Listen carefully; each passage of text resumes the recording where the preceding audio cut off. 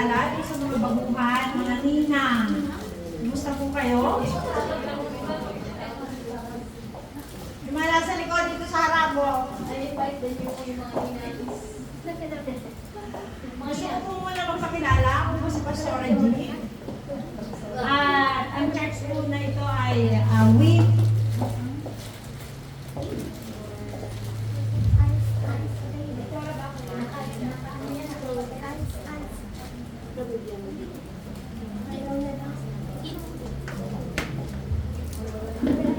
So, ang ating pong, ang church po na ito ay WIN. Ang ibig po sabihin ng WIN ay World International Ministry.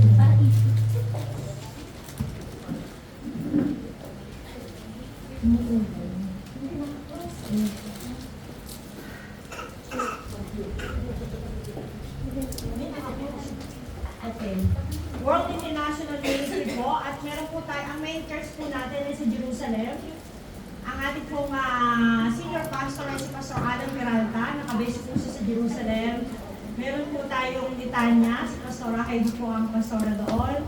Meron po tayong Haifa, si Pastora po ang naka-assign doon. At meron po tayong ilan, si Pastora B ang naka-assign po doon. Kaya kung meron po yung mga kaibigan sa mga nabanggit na lugar, ay sabihin niyo po na welcome sila na mag-attend ng gawain doon. Amen? Amen. So, napakabuti po ng ate, kumusta po?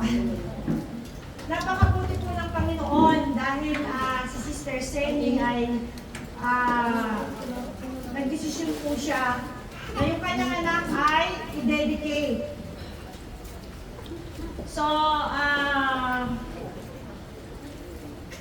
sabi po dito, ang ibig daw po sabihin ng dedication ay giving your child back to God. Ibinabalik daw natin ang ating anak sa Panginoon. Amen? Kung i-explain sa mga hindi nakakaunawa, bakit ba kailangan natin i-dedicate ang mga bata sa Panginoon? Actually, nung unang panahon, dinededicate po ang mga bata 8 days. Ang mga Israelita po, pagkatapos po ng 8 days, sa kanila dinededicate yung mga bata. Pagkapanganak nila. Amen. Biblikan po yun, matatagpuan po natin sa 1 Samuel 1 verse 11. At saka matatagpuan po natin siya sa Lucas 2 verse 22 to 23. Dahil kahit si Jesus Christ po ay dinedicate din noon. Hindi siya ay maliit. So sabi po dito, what is child dedication? Child dedication is the act of giving back to God the gift He has given to you. It is an act of worship, thanksgiving, dependence, trust, and commitment. So, ang ibig sabihin ng dedication ay binibalik natin yung bata sa Panginoon kasi hindi po natin pag-aari ang bata. Amen? Hiningi natin yan sa Panginoon. Tama ba? Ang mga anak natin ay hiningi natin sa Panginoon. Amen. Amen. Ipinanalangin natin yan bago yan nabuo. At even nila hindi natin hiningi at ibinigay ng Panginoon, kailangan natin siyang ibalik sa Panginoon dahil yun ay pag-aari ng Panginoon. Amen? So, bakit po kailangan nating i-dedicate ang bata? Why we need to dedicate ang mga bata? Sabi po dito, we are making a commitment before the Lord. Amen? Sabi po doon sa 1 Samuel 1:27 to 28, sabi niya po doon, and she made a vow, sabi po ni Hannah, si Hannah po noon po ay wala siyang anak. Siya po yung original na asawa ni Eli. At si Eli po ay mayroong dalawang asawa. Yung isang asawa niya ay maraming anak. At si Hannah ay wala po siyang anak. At kung mga panahon na yun po, ay parang down na down siya, nadidepress siya. Kaya siya po ay tumulog sa Panginoon at siya ay nanalangin. Amen? At ang pangako po ni Hannah, sabi niya dito, and she made a vow, saying, Lord Almighty, if you will only look on your servant's misery and remember me, and not forget your servant, but give her a son, then I will give him to the Lord for all the days of his life, and no razor will ever be used on his head. So sabi po ni Hannah, Panginoon, Yahweh, kung bibigyan mo ako ng anak, ako'y nangangako na ito ay ibabalik ko sa iyo.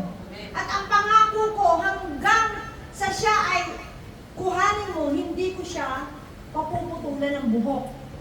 Kaya ang tawag po doon, yung pangako niyan, ang tawag po doon ay Nazarene. Diba tayo mga Katolik, akala natin nila tinaunamaan yung Nazarene. Ang ibig sabihin ng Nazarene, yun po ay yung itinalaga mo yung isang tao na hindi siya magpapaputol ng buhok since na siya ipinanganak. Di ba makikita natin ang mga Israelita, yung mga batang bagong panganak, ang buhok nila ay mahaba. And then, kinakat lamang yun after 3 years. Di ba? Kapag 3 years na, saka palang pinuputulan, babae man o lalaki, yung kanilang mga buhok. Yung mga Israelita. So ito po yung bakit kailangan natin makipag-commit sa Panginoon para dun sa mga anak natin. Tandaan po natin, ang anak natin ay hindi sa atin. Amen? Pangalawa, sabi niya dito, we recognize our children are not our own, but belong to God. Kailangan daw kung ma-recognize natin na ang ating mga anak ay hindi yung ating pag-aari, kundi ito ay sa Panginoon. Kaya nga ang pamagat ng ating topic ay give back to God. Sabi niya, giving your child back to God. So, ipinapaalala po ng Panginoon na ang ating pong mga anak ay hindi po natin pag-aari. Sabi po sa Psalms 127 verse 3. Sa Psalms. Awit. Ayan. Sabi po doon, Psalms 127 verse 3, children are a heritage from the Lord, offspring a reward from Him. Anong ibig sabihin noon? Sabi po sa Tagalog, kaloob nga ni Yahweh, itong ating mga anak. Sabi niya, di ba, galing sa Panginoon? Sabi niya, ang ganitong supling, pagpapalang may buong galak. Diba? Yung daw mga anak natin ay galing sa Panginoon. Kahit pa yan ay ipinanganak mo, kung paano nabuntis tayo, kung paano pinanganak natin, galing pa rin sa Panginoon ang ating anak. Amen? Ni-rape ka man, o kung paano man nabuo, o wala nang tatay yung anak mo nabuntis ka, galing pa rin yun sa Panginoon. Amen? Kaya sabi doon, children are a heritage from the Lord. Sabi niya, galing daw ito sa Panginoon. Kaya ito daw ay pagpapalang lubos sa atin. Kaya mahalin natin yung mga anak natin. Kung yung minsan kasi, yung mga magulang, porkit mga malalaki na sila, akala natin okay na lang sa kanila. Kailangan pa rin ng gabay ng magulang, kahit sila may mga anak na, kahit tayo ay may mga apo na, kailangan pa rin nila ng gabay. Amen? Actually, ang mga bata, ang mapaghanap ng mga bata ay yung mga malalaki na. Kasi yung mga maliliit pa, hindi nila nauunawaan, hindi pa nila nararamdaman kung anong ibig sabihin ng pagmamahal. Kaya kung mapapansin po natin, napakarami ng mga kabataan na sila po ay nagre-rebelde sa magulang kasi ang iniisip nila, hindi sila mahal ng kanilang mga magulang. Why? Kasi nakasanayan na natin na, malalaki naman na sila. Lalo na po dito sa Israel, ang mga magulang ay subsub sa trabaho hanggang gabi. Sino yung subsub hanggang gabi sa trabaho na papabayaan ng mga anak? Kasi ang nasa isip natin, okay lang, meron naman nag-aalaga, ini-entrust natin sa nag-aalaga yung mga anak natin, and then pagdating natin, di ba, hinahayaan natin, nakatutok sa telepono, sa mga gadget, di ba, kailangan pong maramdaman nila ang pagmamahal natin bilang magulang, lalo na kung tayo ay solong magulang. Amen? Kailangan po na maramdaman ng mga bata yung compassion. Yung passion natin sa kanila, yung care natin sa kanila. Huwag po natin isipin na, malalaki naman na sila. Mas kailangan po nila, nag-i-start po sila pagdating ng 15 years old, pataas. Doon sila naghahanap yung pagiging teenager nila. Doon sila naghahanap ng pagmamahal. Kaya kung minsan, mapapansin natin bakit, lalo na dito sa Israel, di ba? Na lulunong sila doon sa mga kaibigan, mga kabarkada. Kasi naghahanap sila na pagmamahal sa atin. Next, sabi po dito, dedication of children is taught in the Bible. So, hindi po natin gawa-gawa lamang yung pagdededicate ng bata. Ito po ay itinuturo ng Biblia. Sabi po sa Lucas 2 verse 22 and 23, when the time came for the purification rite required by the law of Moses, Joseph and Mary took him to Jerusalem to present him to the Lord. As it is written in the law of the Lord, every firstborn male is to be consecrated to the Lord. Sabi po niya. Lahat daw po ng mga panganay. Sabi po sa Tagalog, basahin ko. Nang sumapit ang araw ng kanilang pagtupad sa seremonya ng paglilinis ayon sa kautusan ni Moses, pumunta sila sa Jerusalem, dinala nila ang sanggol upang iharap sa Panginoon. Sapagkat ganito ang nasusulat sa kautusan ng Panginoon, bawat panganay na lalaki ay itatalaga sa Panginoon. Diba, kung mapapansin natin, yung mga Israelita, bawat panganay na lalaki, kahit sila ay mga hayop, yun ay nakatalaga sa Panginoon. Amen? So kaya, idinededicate natin ang bata. Hindi lamang yung panganay, hindi lamang lalaki, kundi lahat ng bata na bagong panganak, dapat na i-dedicate sa Panginoon. Dapat na i-offer sa Panginoon. Kung atin pong matatandaan si Abraham, nung tinawag ng Panginoon si Abraham sa Genesis chapter 22, ang sabi ng Panginoon, so nakakalam ng istorya ni Abraham. Father Abraham, I have 7 children. Di ba? Si Abraham po ay tinawag ng Panginoon, sinubok ang kanyang pananampalataya kung sino yung mahal niya. Mahal niya ba ang Diyos o yung anak niya? Kasi si Isaac po ay ipinanganak sa panahon na siya ay matanda na. Ilan taon si Abraham? 100 years. 95. Ilang taon si Abraham? 95 ba? 100. 100, sorry. Nung si Abraham po ay nagkaanak, matanda na siya. Imagine mo kung ikaw 100 years old, si Sarah pala 90 years old. Ikaw 90 years old, magkaanak ka ba? Parang, ano ka na, banat ka na doon, di ba? Hindi ka naman niregla eh, di ba? Pero sinubok po ng Panginoon, si Abraham, yung kanyang pananampalataya, sino ang pipiliin? Sino ang mas matimbang? Yung anak mo o ang Panginoon? Hiningi ng Panginoon, sabi ni Abraham, dalayin mo doon sa bundok ng Moriah ang iyong anak na si Isaac, ang kaisa-isa mong anak. I-offer mo siya doon sa akin. Amen? Siguro kung tayo yon, mapitong. Anak ko nga ito sa katandaan eh. Bakit ko siya ibibigay sa iyo, Panginoon? Siguro magpa-fasting pa tayo. Di ba? Lahat gagawin natin. Pero nung time na yon, pagkasabi po ng Panginoon kay Abraham, nadalahin mo yung anak mo doon sa Mount Moriah, automatic na sumunod si Abraham. Hindi na nga siya nagpaalam siguro sa asawa niya dahil kung magpapaalam siya kay Sarah, mahahadlangan pa yung blessing, di ba? Ang susi lang ay pagsunod. Kapag ka-in-offer natin ang ating mga anak sa Panginoon, makikita po natin kung paano dadaloy ang pagpapala sa buhay ng batang ito. Amen? So sabi po doon, kaya napakabuti po ng Panginoon. At meron din pong paalala ang Panginoon para sa ating mga magulang. Sabi po sa to the parents, Deuteronomy 6:4-7, Hear, O Israel, the Lord our God, the Lord is one. Love the Lord your God with all your heart and with all your soul and with all your strength. These commandments that I give you today are to be in your heart. Impress them on your children. So sinasabi po dito, sabi sa Deuteronomy na kailangan daw pakinggan ng Israel ang Panginoon. Anong sabi niya? Ibigin mo ang ating Diyos, tanging si Yahweh lamang. Dinggin mo si Yahweh na iyong Diyos ng buong puso, buong kaluluwa, at buong lakas. Hinihingi po ng Panginoon na ibigin natin siya. Ibigay natin sa Kanya yung lahat, yung the best. Di ba tayo, pinibigay natin yung the best dito sa mundong ito. Trabaho tayo ng trabaho, pero sabi po doon sa ano bang version? Sabi doon, para lang tayong nag-i-imbak. Sino nakaranas para lang butas yung bulsa natin? From morning until evening, nagtatrabaho tayo. Pero walang pinapupuntahan ng ating trabaho. Amen? Ang ating kinikita. At nanunubog pa tayo sa utang. Why? Dahil merong kulang. Mas mahal natin ang trabaho natin kaysa sa Diyos na siyang lumikha sa atin.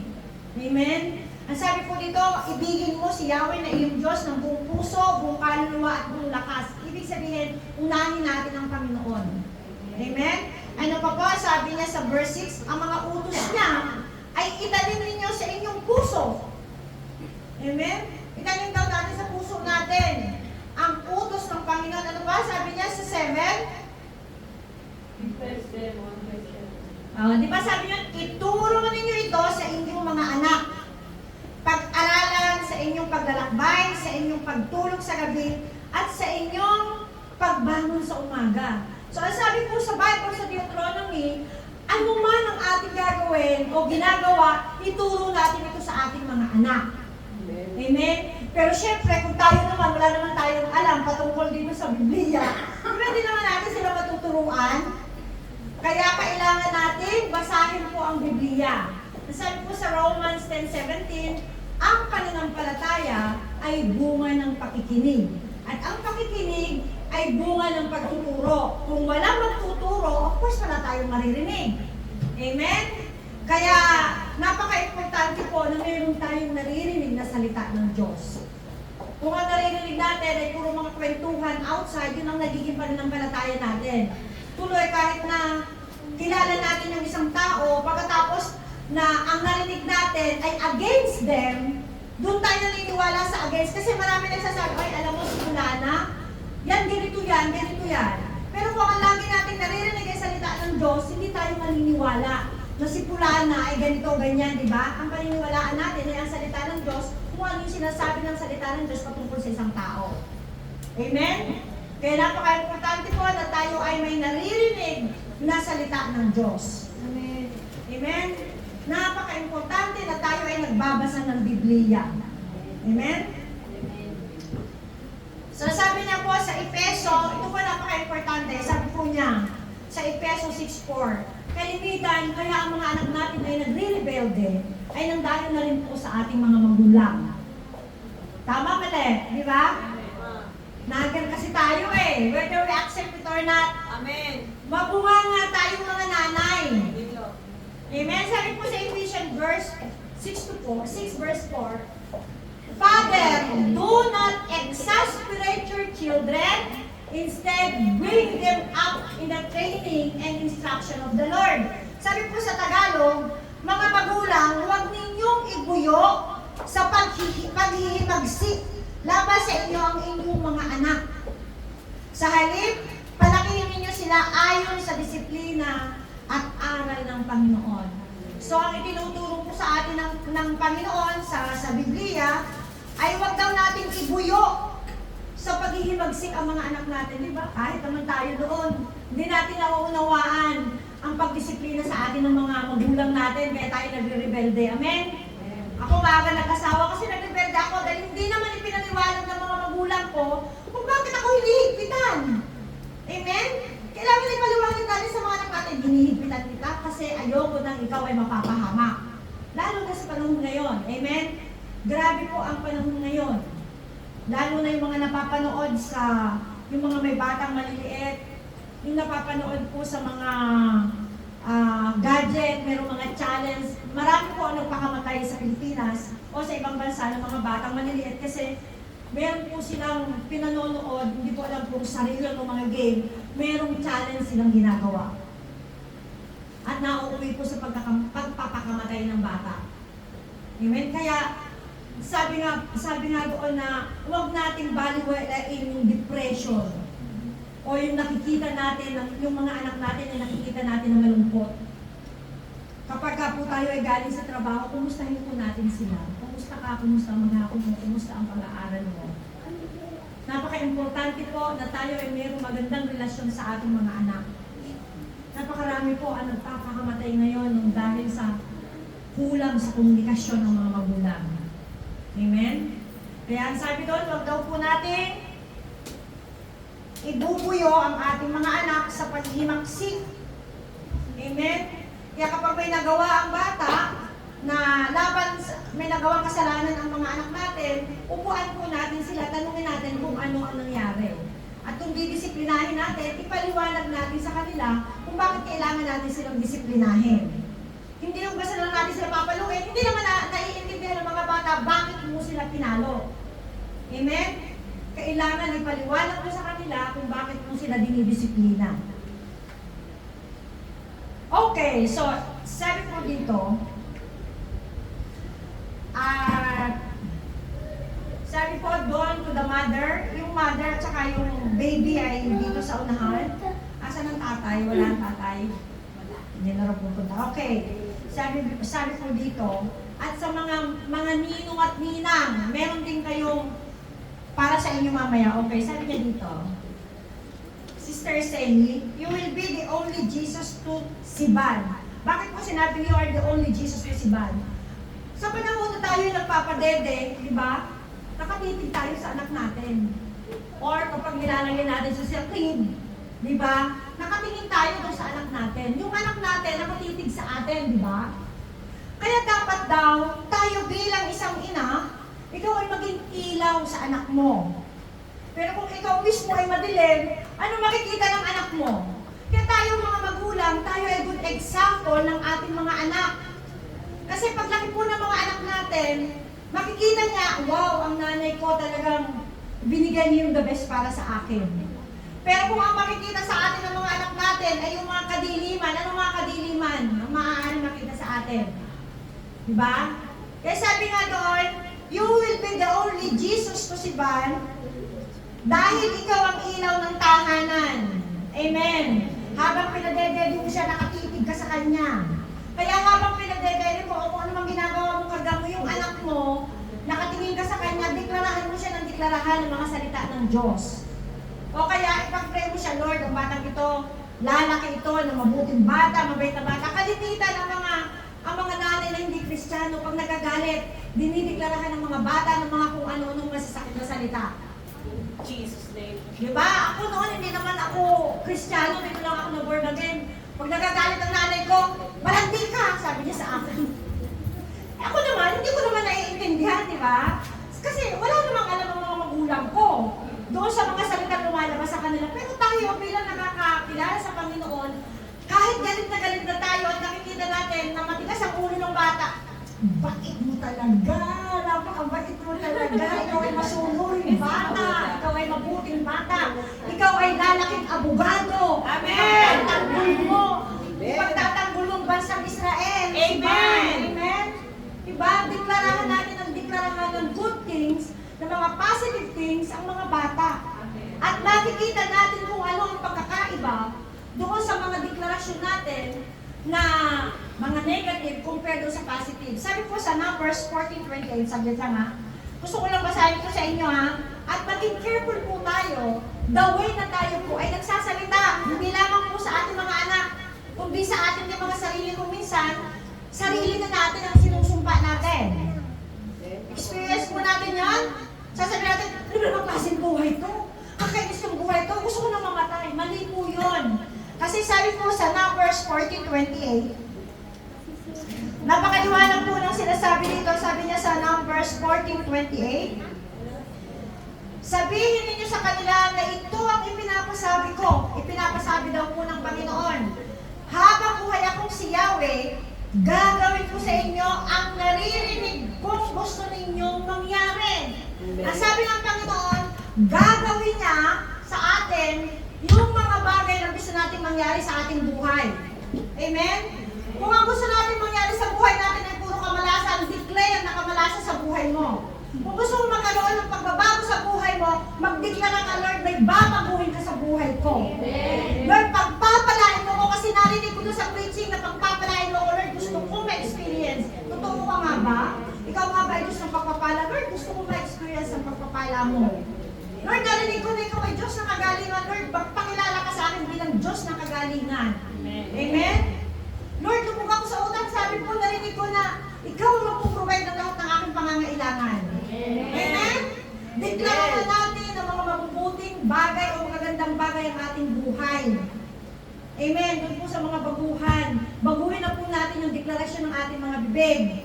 Kasi there is power in our tongue. Amen. Sabi po sa Book of James, ang ating bangkong dila ay napakaliit na parte ng katawan, pero nakakagawa siya ng apoy. Di ba? Maraming nasisira ang buhay dahil sa mga maling chismis. Amen. Kaya maging aware po tayo, maging careful po tayo, the way tayo ay nagsasalita. Amen. So sabi po dito, sabi niya, kailangan daw, in your heart, He will look to you for love. Naghahanap ng pagmamahal ang ating mga anak habang karga natin. At kahit malalaki na sila, naghahanap ng pagmamahal ang ating mga anak, security and care. So we should only see tenderness, gentleness, purity in life and love, in purity of your role as a mother. Kailangan daw makita po sa atin bilang isang ina, yung pong love and purity. Kaya maging aware po tayo the way na magsalita po tayo sa ating mga anak.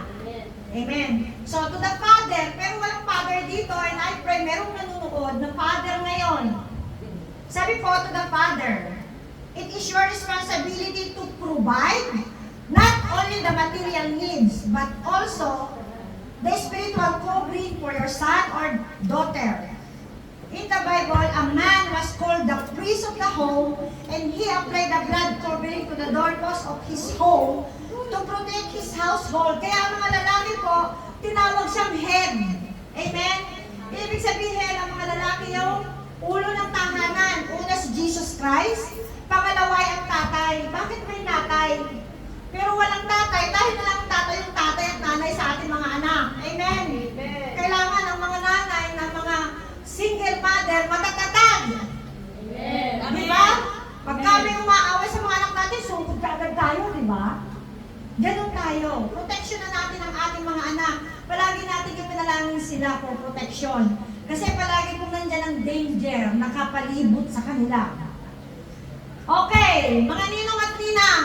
Sino mga ninang dito? Marami. Hallelujah. Ito raw po, para po sa mga ninong at ninang. Sabi niya, ang trabaho ng ninong at ninang ay tulungan sa pagpapalaki ang bata. Responsibilidad ng ninong at ninang na gabayan ang bata sa tamang daan. Amen. Sabi po sa Titus 2 verse 7, in everything set them an example for doing what is good. So tayo daw po ay maging halimbawa sa mabuting pag-uugali, sabi niya, at maging tapat ka at kagalang-galang, sabi niya, sa iyong pagtuturo, sabi niya doon, integrity, seriousness, and soundness of speech, yung the way tayo mananalita, di ba? That cannot be condemned, so that those who oppose you might be ashamed because they have nothing bad to say about us. So sabi po doon, maging huwaran daw tayo sa pananalita. Kasi alam niyo kung bakit?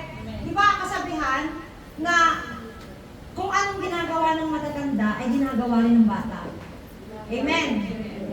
So, ang paalala po doon, hindi lamang po para sa mga ninong at ninang, kundi sa ating din mga magulang.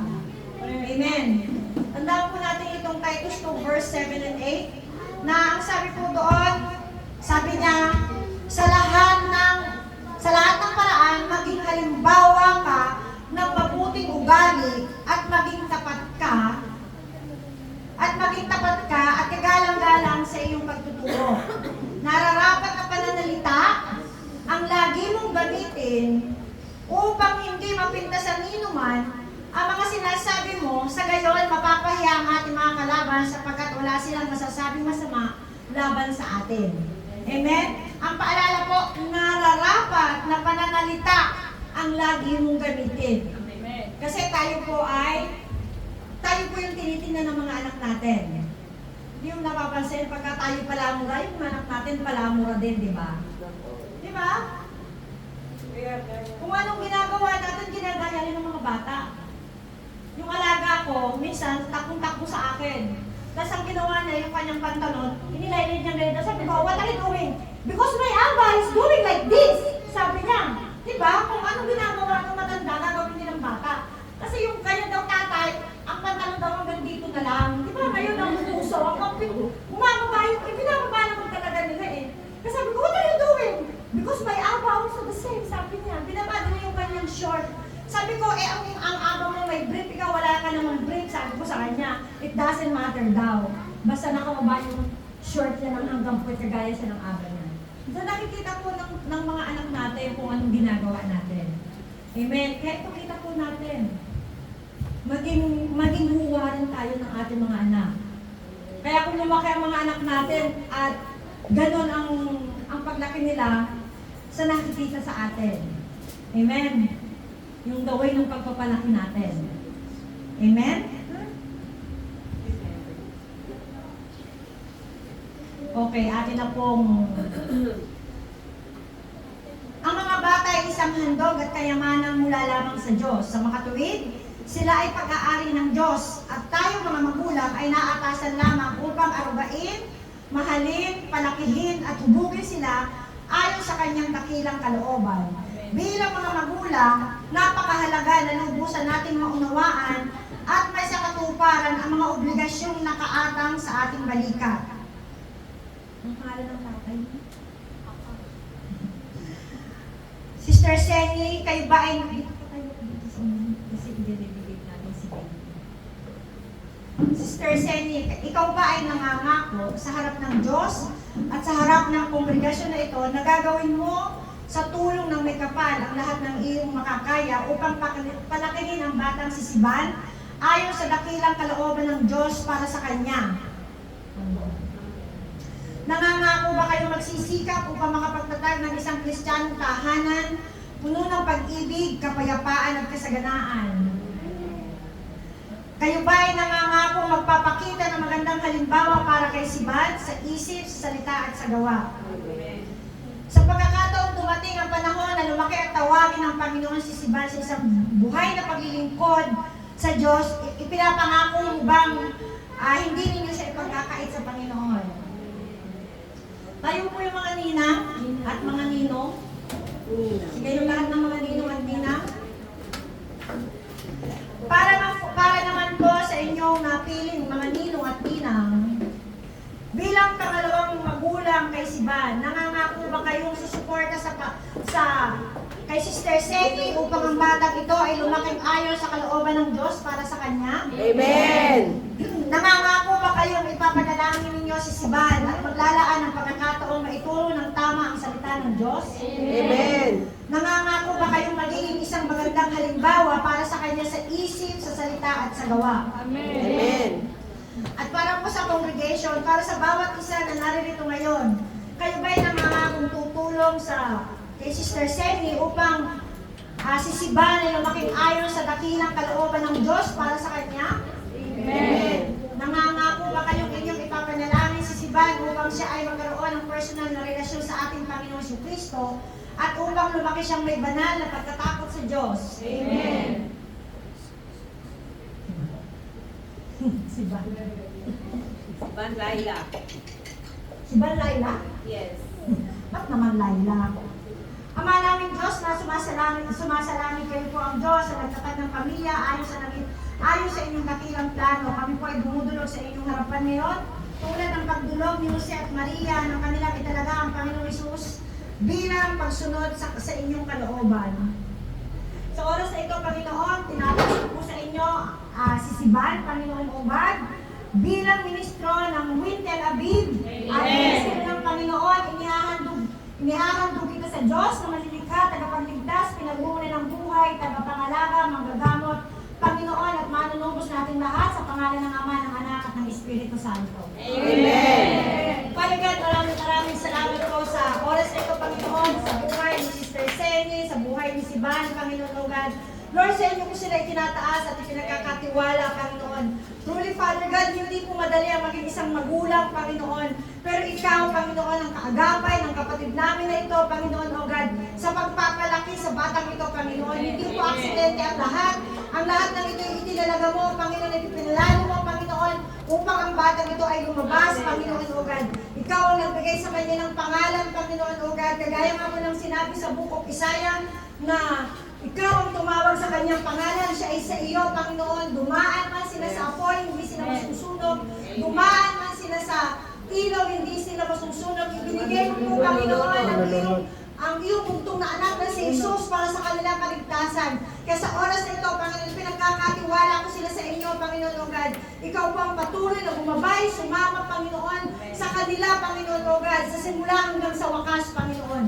Sa lahat ng mga pangangailangan nila, ikaw po ang mag-provide, Panginoon, O God. At kung meron mang magkaroon man ng sakit at karamdaman ang batang ito, Panginoon, ikaw ang magbibigay ng kagalingan sa kanya, Panginoon. Lord, ang kanyang kinabukasan ay tinatalaga ko po sa inyo, Panginoon, O God. Hubugin mo po siya, Panginoon, ayon sa iyong kalooban, Panginoon. Tulungan mo si Sister Sally, Panginoon, O God, sa lahat ng oras, sa lahat ng panahon, sa pagpapalaki niya sa batang ito, Panginoon, O God. Hallelujah. At Lord, sa lahat ng mga ninong at ninang, Panginoon, ikaw ang pumili at tumawag sa mga kapatid namin ito para maging pangalawang magulang ni Siban, Panginoon, O God. Tulungan mo sila, O Diyos, na Lord, na magawa nila, magampanan nila ang kanilang tungkulin bilang pangalawang magulang, Panginoon. Hindi lamang ngayon na nandito sila, Panginoon, O God, ngayong oras nito, kung hindi, Panginoon, hanggang sa sumurenda ng bata nito sa inyo, Panginoon, O God. Hallelujah. Lord, salamat na pinili mo sila sa kanilang pangalan at itinalaga na maging pangalawang ninang ng batang ito, Panginoon. Hindi po aksidente na kahit hindi sila kilala, Panginoon, ay naging pangalawang magulang sila ni Siban, Panginoon. Pagpalain mo po ang lahat ng mga ninong at ninang ito na napili, Panginoon, O God. Pinili mo, Panginoon, para tulungan si Sister Sandy sa kanyang anak, Panginoon. Maraming salamat. Sinuhong po ng banal ng dugo ang oras na ito. Ang batang ito si Siban, Sister Sandy, at ang lahat ng mga ninong at ninang at lahat ng mga nandito, Panginoon, O God. Lord, sa iyo mo'y binabalik ang pinakamataas na papuri, pasasalamat at pagdakila in Jesus' name. Amen.